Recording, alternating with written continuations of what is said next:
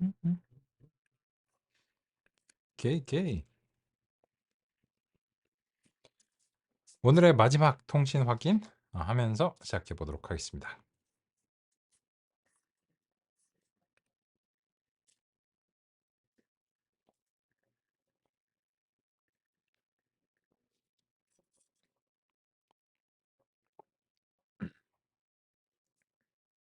네, 감사합니다. 그럼 볼까요? 우리는 이제 리치 알고리즘에 대해서 그 알파 값에 따라서 성능이 이제 바뀌는 걸 이제 보고 싶고요. 그래서 이제 예전에 이제 요렇게 이제 수집했던 것들을 그 좀 체계적인 방식으로 이제 살펴보고 싶고, 이 벡터 크기 이제 산출하는 이제 부분도 그 좀 이제 변경을 이제 주겠습니다. 그래서 이제 에서 알파 값에 따른 그 벡터 크기를 이제 보고 싶은데, 지금 같은 방식을 이제 L2 방식이라고 이제 부릅니다. 알파가 됐네요. 알파가 되겠죠. 리절츠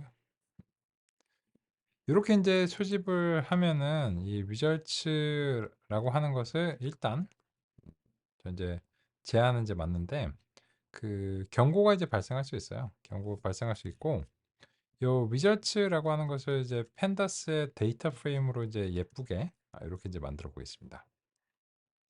요거는 그 경고가 이제 그 발생하는 거는 그 특정한 값에서 이제 경고가 발생하는데, 아마도 알파가 이제 너무 작을 때 요 경고가 발생하는 거고, 이 경고 좀 신경을 써야 되는 점이 있습니다. 왜 그런가 이제 곧 살펴보기로 하죠. 근데 이제 요렇게 이제 보시면 이제 그 알파 값에 따른 훈련과 이제 시험 점수가 이제 다음과 같이 나오는데, 그 이 트랜스포즈를 이제 통해서 행과 열을 바꿔 가지고 요렇게 이제 만들어 보죠. 그래서 이제 요걸 이제 그 훈련 결과표라고 이제 부를게요. 그리고 이제 이 훈련 결과표에서 그 색인의 네임은 알파로 이렇게 이제 설정을 하고, 이거 굳이 안 해도 되는데, 그래서 이제 이렇게 일단 해보겠습니다. 이거는 이제 잠시 확인하는 시간을 이제 가져야 될 텐데, 그 제가 이제 마음속으로 의도한 건 요런 표예요. 이 알파 값의 범위가 달라지는 그런 이제 모습을 이제 보고 싶었고, 그거에 따른 훈련과 시험 점수를 수집하고자 했고, 그것의 원인은 가중치의 크기다라고 하는 점을 이제 명시적으로 이제 보고자 했고, 그리고 이제 유효 가중치 수는 모두 다 그 104개가 다 살아 있다. 이런 점을 이제 확인하고자 했습니다. 그리고 이제 이거는 이제 소수점이 너무 그 상세할 필요는 뭐 전혀 없기 때문에, 뭐 소수점 한 세 자리 정도만 보면 이제 충분히 상세합니다. 네.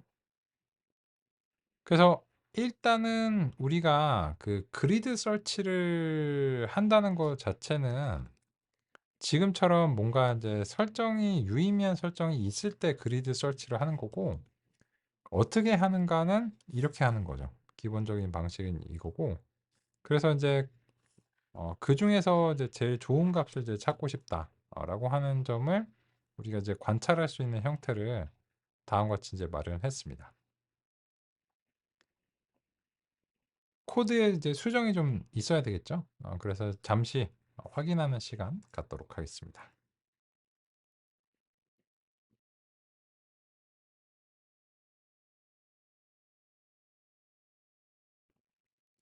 오케이. 그러면 이제 그 반응 주신 분들을 이제 보고서 이제 진행을 해도 괜찮을 것 같은 이제 그런 시점인 것 같습니다.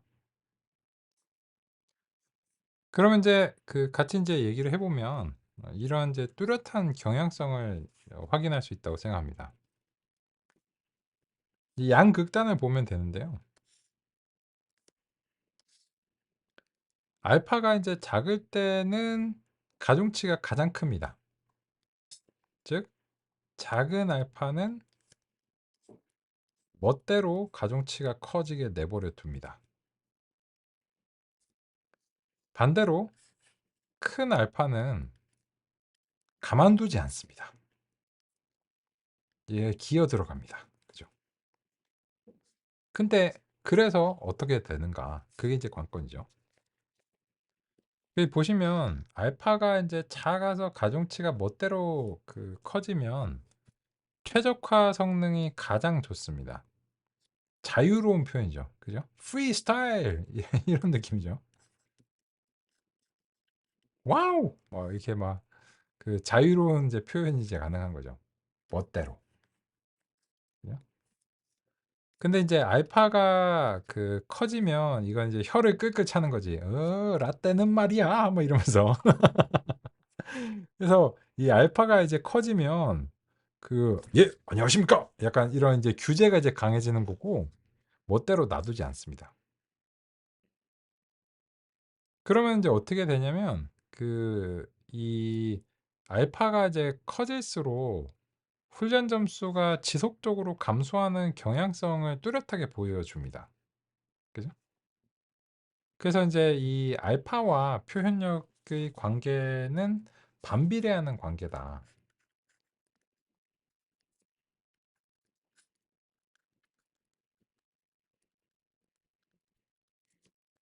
이런 이제 실험의 결과로 명확하게 이제 드러난다라고 이제 생각합니다. 그러면 우리는 이제 뭘 골라야 되는가라고 하면 이제 그리드 서치의 이제 관점에서 아이고 지워버렸네.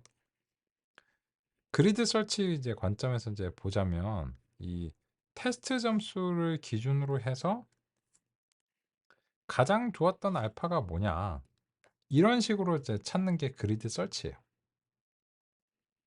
그래서 우리가 이미 이제 실험적으로 확인해 봤는데 알파가 이제 10일 때 88에 가까운 그런 성능을 이제 보이면서 이제 좋은 이제 성과를 이제 기록을 했습니다.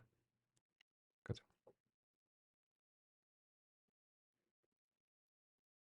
이렇게 이제 그리드 설치를 이제 해나가는 거고 알파와 리지의 이제 관계에 대해서 우리가 이제 살펴볼 수 있었습니다. 그런데 여기서 이제 위에서 이제 경고가 이제 하나 발생했는데 요 리니어 알제브라 이제 솔브라고 하는 이제 최적화 과정에서 이제 발생한 거예요. 그럼 이제 이게 무슨 말인가 하면 우리가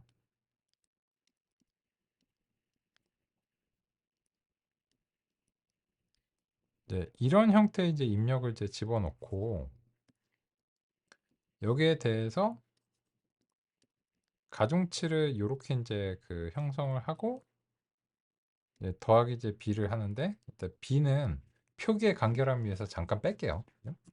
뭐 굳이 이제 왜 빼? 이러면은 요 표기를 잘 써야 되겠네요.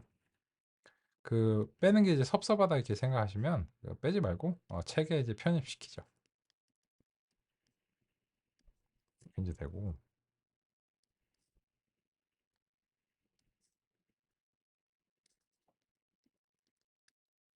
이렇게 되는데 여기다 이제 b를 이제 집어넣으려면 여기 이제 1을 이제 대응하게 이제 만들어줘야 돼요. 근데 이제 이게 뭐냐면은 요게 이제 결과적으로 이제 y거든요. 근데 우리가 이제 실제로 풀고 싶은 문제는 이제 손실에 대해서 이제 이거를 이제 최소화하는 그런 이제 W와 B를 이제 찾고 싶은 건데 그러면 이제 이 손실이라고 하는 것에 이게 요런 이제 음, 행렬 형식으로 이제 표현이 되거든요. 그리고 이제 이런 게 이제 XI가 XS까지 이렇게 이제 있겠죠. 그래서 이제 요 방정식을 이제 풀기 위해서는 예전에 이제 뭐 역행렬하고 뭐 이런 것도 있잖아요. 그죠? 그런 어떤 뭐 XW는 이제 Y인데 우리가 이제 알고 싶은 변수 이제 W니까 요 Y에 대해서 X의 이제 역행렬을 이제 곱해 주는 거죠. 뭐 이런 식으로. 그런 이제 방식을 통해서 이 선형 대수적인 이제 방법을 통해서 이제 해결하는 게 기본적인 방법입니다. 실제로 방정식을 풀어요, 얘가. 그래서 이제 최적의 W를 구하는데 그런 이제 방정식이 활용이 되는데, 그 과정에서 지금 특정한 경우에 문제가 생겼다가 이제 불평불만을 하는 거예요. 이거 이상하다. 그게 이제 제가 짐작하기로는 아마 알파가 그 너무 작을 때일 가능성이 이제 있어요. 그래서 요거 그 이제 처음에 알파 값 요 시작 부분 아주 작을 때를 그 지워주고 다시 한번 해볼까요? 경고가 없어졌죠. 그러면 이제 알파 값이 딱 고값일 때 경고가 이제 발생했던 거예요. 근데 왜일까요? 이게 이제 알파 값을 이제 이렇게 이제 풀어주면은 그 매개 변수들이 이제 자유로운 영혼이 되거든요. 근데 이 행렬을 이제 해결을 할 때 문제가 있을 가능성이 있습니다. 그 왜 이제 그 가능성이 있는가 같이 이제 얘기를 해보겠습니다. 이거는 이제 뭘 봐야 되냐면 이 보스턴 데이터의 이제 원래 값을 이제 봐야 돼요. 저 위에 이제 있잖아요. 뭐 어딘가 있겠죠, 저 위에. 그래서 이제 찾아서 이제 같이 한번 보겠습니다. 보시면 안 그래도 그 단위가 다르죠, 그죠? 근데 선형 회귀에서는 이게 문제가 없었어요. 선형 회귀는 뭐 그렇다 치자 이렇게 이제 하거든요.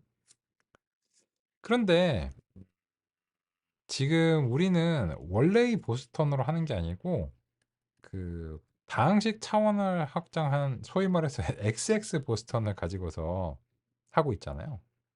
근데 그러면 이렇게 단위가 다른 것들이 좀 문제가 됩니다. 왜냐면 보세요. X1은 아주 작은 값인데 X1이 안 그래도 지금 되게 이제 작아요. 그러면 X1을 제곱하면 기어 들어가겠죠. 소수점들을 막 제곱하면 기어 들어갈 거 아니에요. 근데 막 텍스나 블랙피플 이런 것들은 제곱을 하면 막 수십만이 금방 되죠. 그러면 아까 이제 소개해드린 그런 방정식을 풀어서 그 W의 이제 값을 해결하려고 하는 이제 그런 입장을 생각을 해보시면 이 x들이 어떤 값은 막 수백만의 값이 이제 될 수 있고 어떤 거는 막 진짜 막 기어 들어가는 이런 값이 이제 되는데 그거를 이제 역행렬을 구해 가지고 하려고 하는 과정에서 너무 지나치게 정말 로그 스케일 이상으로 다른 범위의 값들이 혼재하는 상황에서는 그 방정식을 푸는 게 좀 문제가 생길 가능성이 이제 높아요. 그죠? 근데 이제 그나마 그 요 가중치의 크기에 대해서 이제 규제를 좀 해주면은 그 이 크기에 대한 영향력이 좀 이제 감소하는 편이거든요. 근데 그럼에도 불구하고 그 영 불황불황하죠. 그럼 어떻게? 그랬어. 이제 그 원래 처음에 리니어 리그레션은 이 로버스트 스케일이나 이런 거에 이제 별로 이제 상관이 없었잖아요. 그래서 이제 이거를 해줘도 흥이더라 이렇게 이제 했는데 그 폴리노미얼 피처스를 들어가게 되면 지금 이제 논의한 이유로 인해서 그 우리가 이제 원래 데이터에서는 상관없었지만 이게 곱해지면서 그런 불안정성이 증가할 가능성이 이제 생기는 거예요. 그래서 이제 아까와 같은 이제 경고가 발생했을 때 가능성이 있습니다. 근데 이제 알파가 이 하나에 대해서만 이제 발생을 했으니까 나머지는 이제 어떻게 저떻게 이제 잘 했나 봐요. 그래도 여전히 조금 불안불안하죠. 그럼 어떻게? 그래서 폴리노미얼 피처스를 할 때 정규 단위 정규화까지 같이 해 주는 게 지금은 바람직하지 않을까라는 생각이 이제 들죠. 그래서 사이클론에서 우리가 인제 그 이미 인제 프리 프로세싱에서 폴리노미얼 피처스라고 하는 것을 인제 가져왔는데, 근데 얘를 보조하기 위해서 뭐 민맥스나 뭐 스탠다드나 로버스트나 이런 것들을 이제 해야 될 이제 가능성이 있고, 아까 인제 보스턴 보니까는 이상치가 좀 많더라고요. 그죠? 그래서 인제 이 폴리노미얼 피처스를 이제 로버스트 스케일로 한번 이제 해 보기로 하죠. 근데 그거를 미리 예상할 수는 없어요. 그러니까 그냥 대략적으로 짐작할 뿐이지 결국은 이제 실험을 여러 개를 해 봐야 돼요, 뭐가 좋은지는. 그러면 역시 파이프라인이 들어와 줘야 되겠죠. 그래서 이 리찌를 그냥 했으면은 사실 상관없을 텐데, 지금 이제 알파의 여러 값에 대해서 폴리노미얼 피처스가 적용될 때 그냥 생으로 해 버리면 '아 이거는 좀 문제가 될 것 같다.'는 느낌을 이제 가지기 시작해야 돼요. 물론 이제 그게 전문성이죠. 그죠? 그래서 이 어 리지 공정이 이제 바로 들어가면 안 되고, 이 폴리노미얼 피처스와 이제 로버스트 스케일러 등으로 이제 구성된 파이프가 이제 필요합니다. 그래서 이때까지는 파이프가 딱 두 개로 구성되는데, 이번에는 그 전처리 과정이 두 개가 실제로 들어가야 되는 상황이에요. 그래서 여기서는 이제 리지 파이프로 이제 수정을 하고요. 메이크 파이프에서 로버트 스케일러 집어넣고, 그다음에 이제 폴리가 이제 들어가는 거죠. 폴리노미얼 이제 피처스 집어넣고 리지 이제 들어가는데, 요게 인제 그 공정이 요렇게 이제 된다는 거죠. 로버스트 스케일러를 먼저 타고 폴리노미얼 피처스한테, 폴리노미얼 피처스는 그 디그리 2랑 인클루드 바이어스 폴스를 하기로 하죠. 다행인 건 이런 공정이 들어가도 그냥 파이프만 이제 만들어 주면 된다는 거고. 그죠? 그래서 이제 리치 파이프를 이제 넘기면 돼요. 근데 대신에 그 나머지 인제 그 가중치에 대한 관찰을 할 때는 어제 논의드린 것처럼 리지 자체가 필요해요. 그래서 이 파이프에서 네임드 스텝을 통해서 리지에 접근해야지 그 이후에 그 리지 코에피션트 이런 것들이 접근이 가능하죠. 어제 얘기했잖아요. 다행이죠. 어제 얘기를 해 놔서. 이럴 때 이렇게 쓰는 거예요.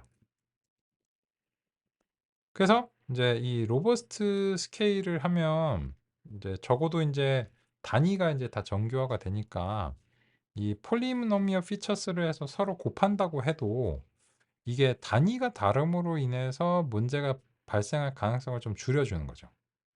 그냥 똑같이 그 소수점 단위의 이제 수치가 되거나 뭐 이러는 거지, 어느 건 뭐 수백만이 되고 어느 거는 막 기어 들어가고 이런 식으로 이제 되지 않도록 그 노력을 해줄 필요가 있다는 거고, 폴리노미얼 피처스를 쓸 때 데이터에 따라서 지금 같은 이유로 인해서 좀 고려하셔야 될 점이 있다는 거죠.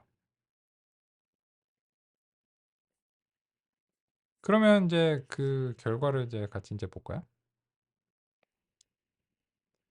오히려 인제 원인이 지금 더 발생했네. 그죠? 그리고 인제 그 로버스트를 쓰니까 아예 이게 폭망해 버렸어요. 그죠? 그러면 인제 지금의 경우에는 이 로버스트를 쓰는 게 그 분산을 이제 정교화하는 게 폴리노미얼 피처스랑 이제 안 맞는다는 얘기고, 그래서 이런 경우에는 이제 민맥스 스케일러 같이 그 분산을 이제 건드리지 않는 거를 이제 쓰는 게 좋겠죠. 예. 왜냐면 그 보스턴 데이터가 어 음수 값이 없거든요. 다 양수 값이에요. 그래서 뭐 그 블랙 피플의 그 비율이 마이너스가 나올 수는 없죠.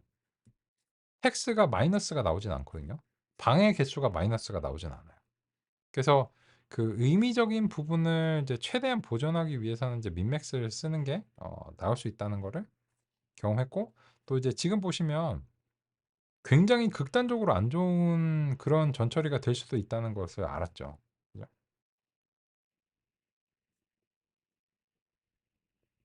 그러면 민맥스로 이제 바꿔 가지고 같이 인제 보겠습니다. 민맥스로 인제 스케일로 이제 바꿔서 살펴보겠습니다.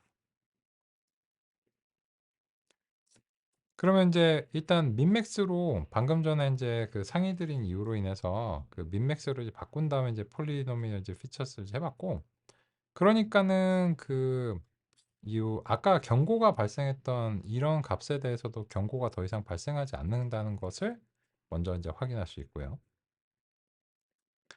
그리고 이제 그 보시면 따란 따란 91까지 뽑아봤습니다. 어때요?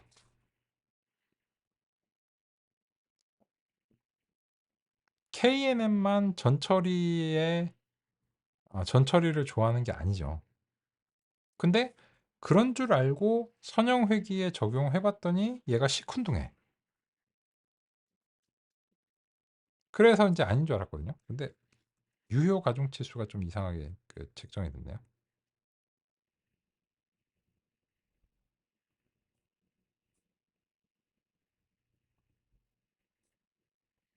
유효 가중치수가 5,000개일 리는 없잖아요. 그죠?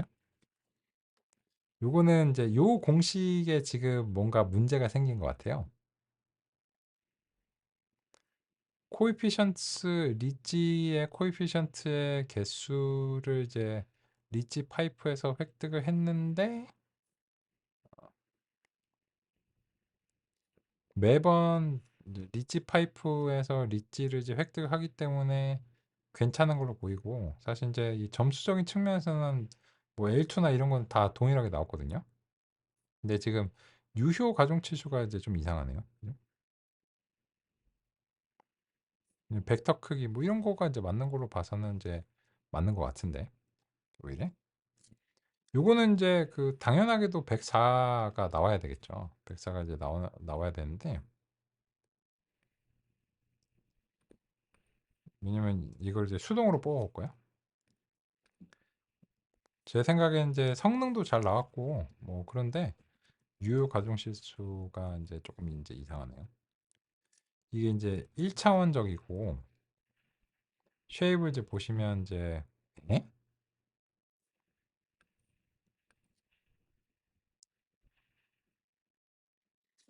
리치의 이제 가중치가 5천여 개가 나와 버렸네요.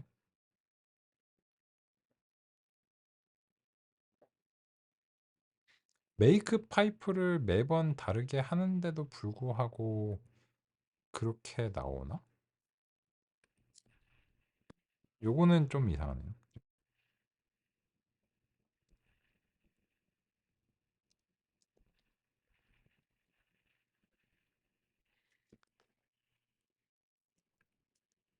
이거는 이제 그 계속 쌓이면 안 되는 이제 값인데 이 부분은 좀 의아하네요.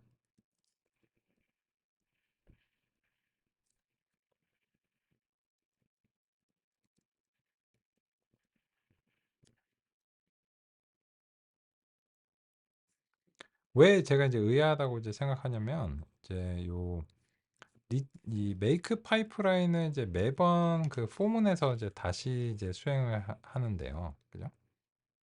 그래서 이제 이 민맥스를 이제 통해서 이제 폴리노미얼 피처스가 이제 받았으면 얘는 이제 스케일링만 이제 다르게 해서 이제 받은 애니까 그, 아, 문제를 알았습니다.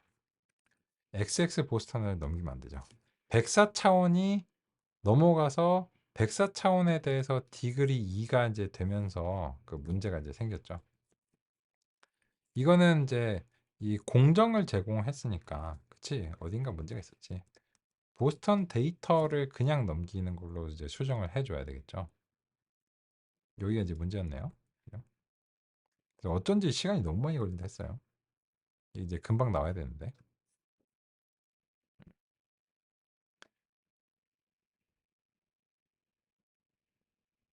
그래서 이제 우리가 이제 살펴 보니까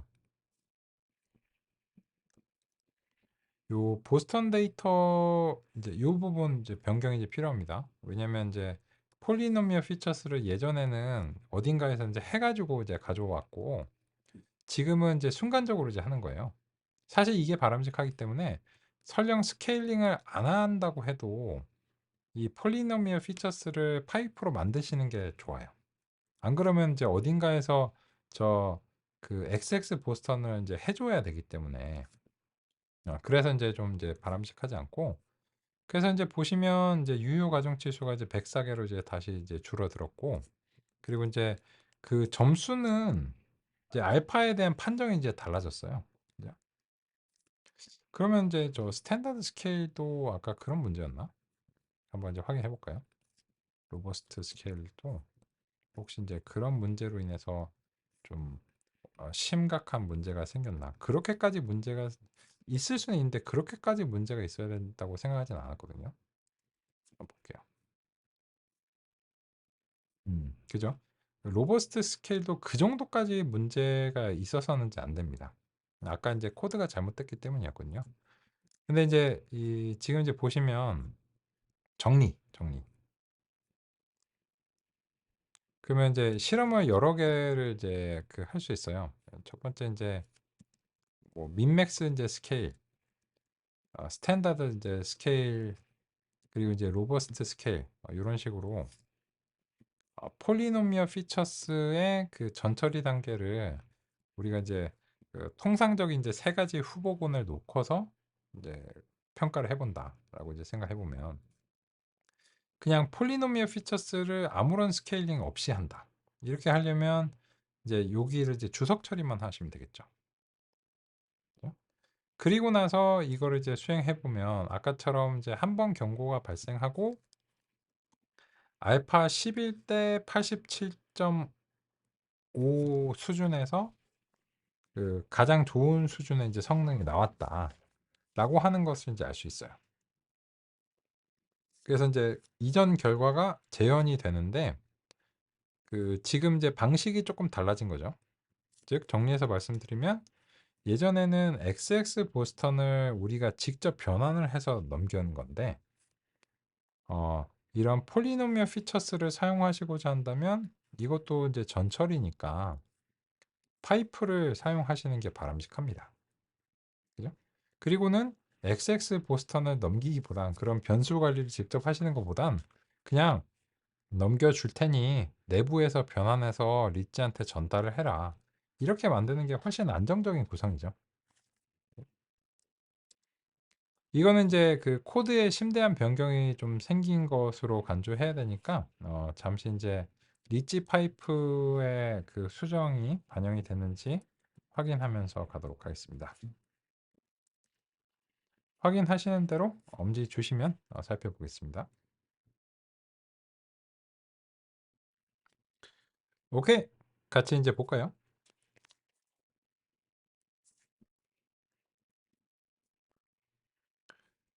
그러면 이제 우리는 이제 여러 가지 스케일링을 안 할 수도 있고, 그죠?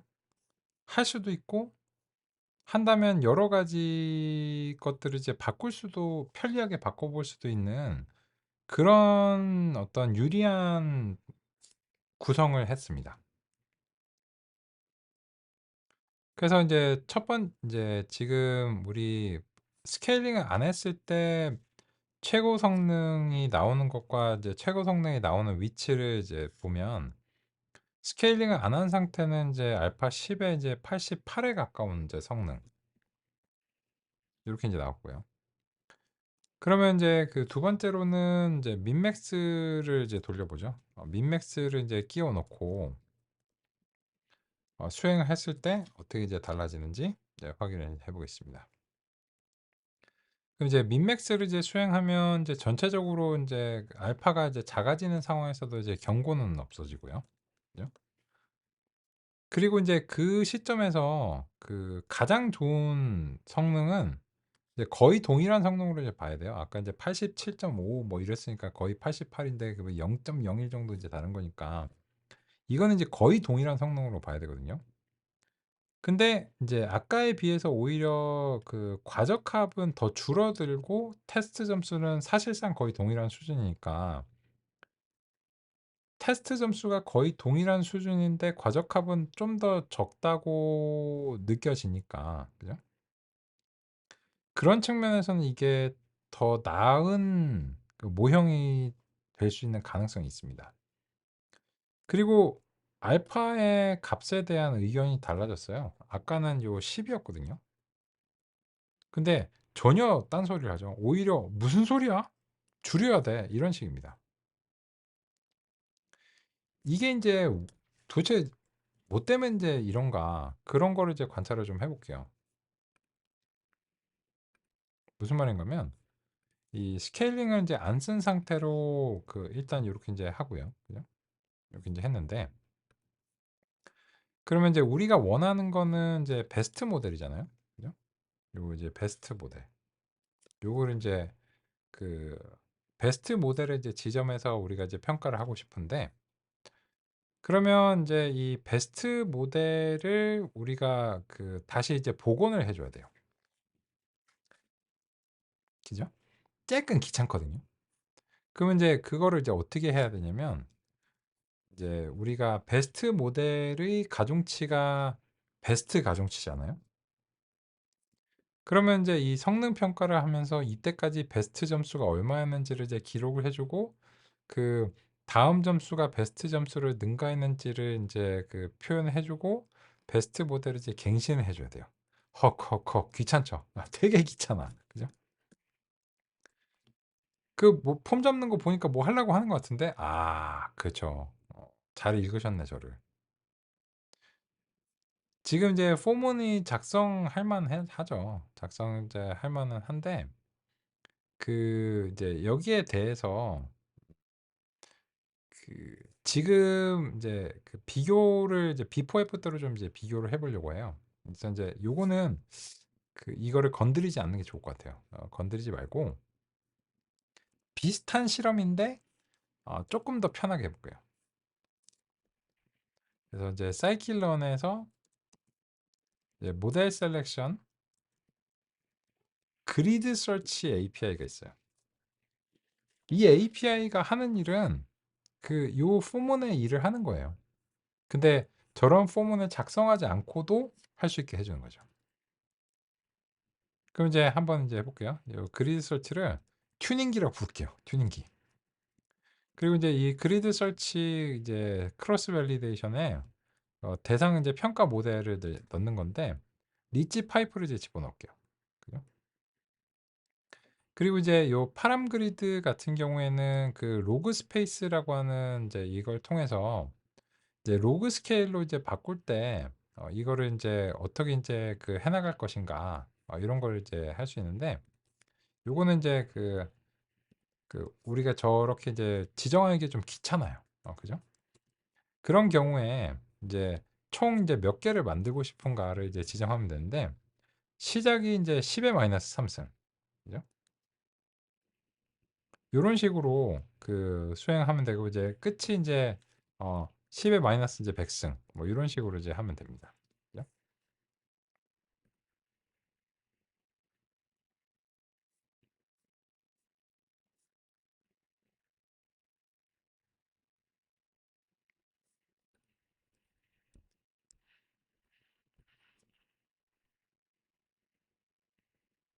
그런데 인제 요거는 이제 쪼끔 이제 사용이 좀 까다로워요. 그러니까 무슨 말인가면 그 그러니까 우리 거를 이제 하려면 생각을 좀 열심히 해야 되는 부분이 있거든요. 왜냐면 10의 마이너스 3 승으로 출발하는 거랑 10의 플러스 3 승으로 끝나는 것까지는 되게 좋잖아요.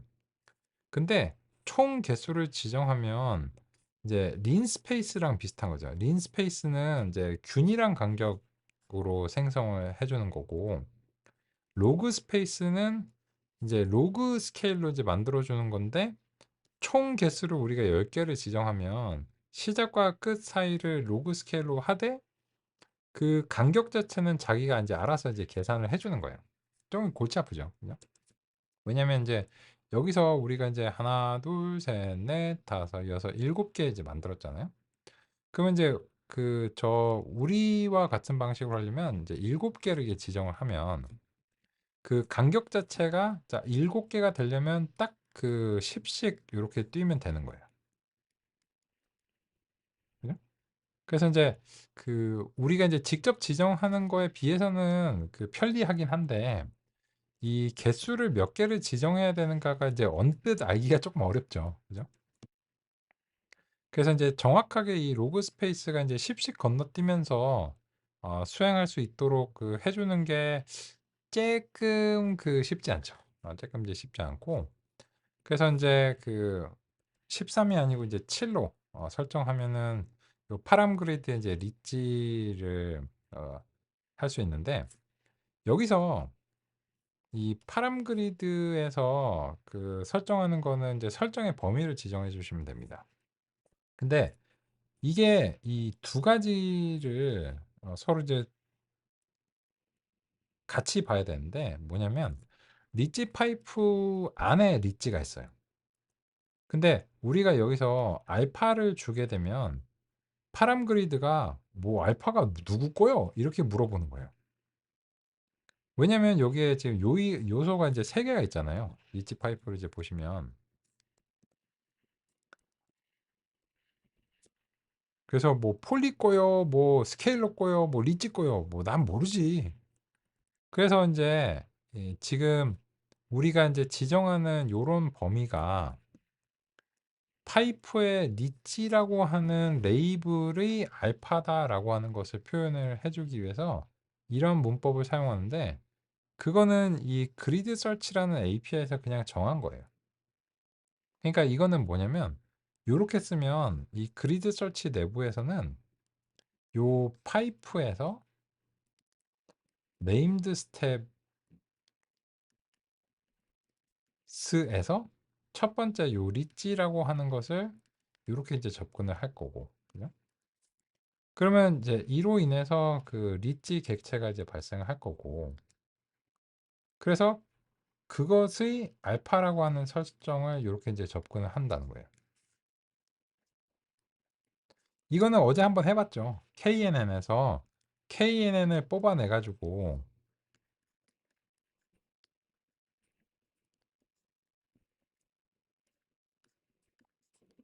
여기서 이제 nneighbors를 뽑아봤죠.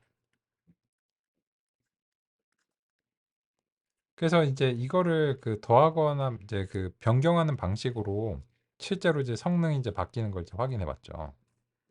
이제 우리가 이제 직접 접근할 때 이제 이렇게 이제 하고, 그 이 그리드 설치라고 하는 소위 말해서 이제 튜닝기를 사용할 때는 요렇게 이제 지정하면 내부에서 요렇게 이제 되겠구나. 이렇게 정해 놓은 거예요. 그리고 이제 요 로그 스페이스는 이제 아까 말씀드린 대로 이 표기는 훨씬 편리하죠. 표기는 훨씬 편리한데, 그 지금처럼 이 몇 개의 개수를 해야지 이렇게 딱 정확하게 이제 10씩 건너뛰는가, 요런 거는 이제 그냥 머릿속으로 생각하면 조금 힘들고, 지금 이제 요 위쪽에서처럼 이게 개수를 이제 살짝살짝 조정해 가면서 뭐 잠깐 이제 찾는 게 이제 필요합니다. 그래서 그냥 언뜻 보고서 이거는 당연히 7이지, 그렇게 생각하기가 이제 쉽지 않을 수도 있겠죠. 예, 정확하게 말하면 이제 3 더하기 3 더하기 1 하면 이제 7 나오긴 하는데, 그럼 이제 정확하게 10씩 건너뛰는데 처음에는 그렇게 생각하기 쉽지 않아요. 그죠? 근데 이거 이제 왜 했냐? 라고 하면, 이 튜닝기를 이렇게 이제 전달을 해주시면 그냥 이 튜닝기가 모델이다라고 생각하고 그냥 역시나 이벨루에이트 모델을 집어넣으면 돼요.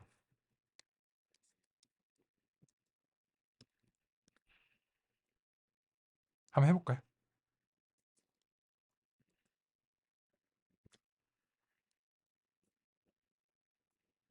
요거는 이제 그 민맥스 스케일러를 집어넣은 거가 들어간 건가? 요거는 이제 파이프를 여기서 다시 구성하는 게 좋겠네요. 저 알기가 좀 힘드니까 이제 총 정리해서 좀 해볼게요. 우리는 이제 모형으로서는 이제 리니어 모델에 이제 리지를 이제 쓰고 싶었는데, 네, 리지를 이제 쓰려고 보니까는 그 전처리가 지금 이제 폴리노미얼 피처스를 이제 그 써야 되는 상황이 발생하는 것 같고, 근데 폴리노미얼 피처스를 이제 하려고 보니까 이제 같은 요 그 프리프로세싱이긴 한데, 이게 민맥스를 써야 될지 스탠다드를 써야 될지 로버스트 스케일을 써야 될지가 조금 이제 고민이고, 그죠? 그래서 이제 여기서 인제 리치 파이프를 이제 만드는데 여기서 그 스케일러가 이제 일단 없는 상태로 인제 폴리를 이제 먼저 인제 해 줄게요.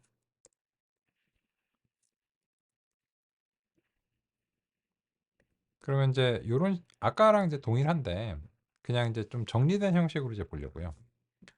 그러면 아까는 인제 포문을 써 가지고 그 리치 알파를 이렇게 돌려 줘야 돼요. 인제 매번 이제 요 객체를 이제 다시 만들어 주는 이제 방식으로 이제 하는 거고, 그리고 이제 난수 초기 값은 우리가 여전히 이제 계속해서 인제 4로 이제 위에서 인제 정했잖아요. 그래서 인제 이런 방식으로 해 가지고 튜닝을 이렇게 돌리는 겁니다. 그죠? 그러면 인제 여기서 인제 경고가 인제 좀 발생할 수 있는데, 음 결론적으로는 지금 이제 트레이닝 0.89랑 이제 테스트 이제 86 으로 이제 결과가 이제 나왔네요. 그죠? "야 근데 이거는 쪼끔 결과가 다른 것 같은데?" 아 쪼끔 다른 공정이 있어요. 뭐가 들어가냐면 우리가 이제 살펴봐야 되는 건데, 이 크로스 밸리데이션이라고 하는 더 바람직한 평가 방식이 들어갔습니다. 근데 이제 중요한 건 이제 무엇이냐면, 이 튜닝기가 이제 완료가 되고 난 다음에 크로스 밸리데이션 리저츠라고 하는 이제 정보를 이제 보면 이런 이제 정보들이 담겨 있고, 이거를 이제 데이터 프레임으로 이제 만들어서 표 형식으로 이제 살펴보면 그 여러 이제 정보들이 이제 나옵니다. 여기서 이제 보시면 이제 이런 이제 결과들이 어떤 특정한 설정으로 인해서 이제 나온 거예요. 요거는 이제 지금 이제 시간이 얼마 안 남아서 내일 오전에 다시 리뷰를 드릴게요. 근데 "이거 왜 했어?" 뭐 결국은 이제 우리가 위에서 만들었던 거나 이제 비슷한데, 비슷하죠. 비슷한데 포문을 안 만들어도 된다는 점에서 이제 좀 더 편리하고, 그리고 두 번째로는 이제 '베스트 파라미터가 이제 무엇이었는가.'라고 하는 점을 이 튜닝기가 인제 베스트 매개 변수가 얼마였는지를 이제 결과를 이제 가고 갖고 있어요. 요거는 알파가 1000일 때가 나왔네요. 이거 맞는 건가? 좀 이제 조사를 좀 해 봐야 될 것 같고요. 쪼끔 의아하긴 한데. 왜냐면 이제 이제 물론 이제 지금 크로스 밸리데이션이 이제 들어갔기 때문에 그렇게는 인제 하거든요. 근데 어쨌든 인제 베스트 파라미터의 이제 결과가 맞는지에 대해서는 이제 평가를 해 보기로 하고, 그리고 이제 두 번째로는 이제 이 튜닝기에서 우리는 그 베스트 에스티메이터를 이제 접근할 수가 있어요. 그러면은 인제 어떻게 되냐면 인제 최고 수준의 성능을 냈던 베스트 파라미터를 다시 우리가 재현해 줄 필요가 없고, 이 베스트 에스티메이터에 고 값이 이게 딱 들어가서 박혀 있어요. 그래서 이제 바로 베스트 모델을 사용할 수 있도록 해 줍니다. 그냥 쬐끔 편리한 거야. 이런 식으로. 근데 이거는 점점 튜닝해야 되는 대상 변수가 많아지면 많아질수록 이런 튜닝기 API를 사용하는 게 유리해집니다. 그래서 인제 새로운 API를 또 학습을 하셔야 되니까는 약간 낯서시겠지만, 절대적인 코드로 보시면 얘가 훨씬 적죠. 그냥 요렇게 인제 하면 되고, 그냥 evaluate 모델에 넘기는 거는 파이프랑 마찬가지로 그냥 모형처럼 동작을 하고요. 근데 상대적으로 우리가 인제 작성한 코드는 저런 일을 유사한 일을 수행하는 데 있어서 인제 좀 더 노력이 이제 많이 들고, 어 이 베스트 모델을 막 선택하고 설정하고 뭐 갱신하고 이런 프로그래밍을 좀 많이 해 줘야 돼요. 어렵지는 않지만 귀찮은 건 사실이에요. 그죠? 그래서 우리는 인제 오늘 마지막 시간에 이 성능 평가를 위해서 튜닝을 자동으로 수행한 해 주는 그리드 서치를 이제 도입을 했고, 그거를 이제 파이프랑 같이 쓰는 이런 시나리오로 마지막으로 이제 살펴봤습니다. 오케이? 오늘은 여기까지 살펴보겠습니다. 수고 많으셨습니다. 감사합니다. 우후. 고생 많으셨습니다. 좋은 저녁 보내시고 내일 뵙겠습니다.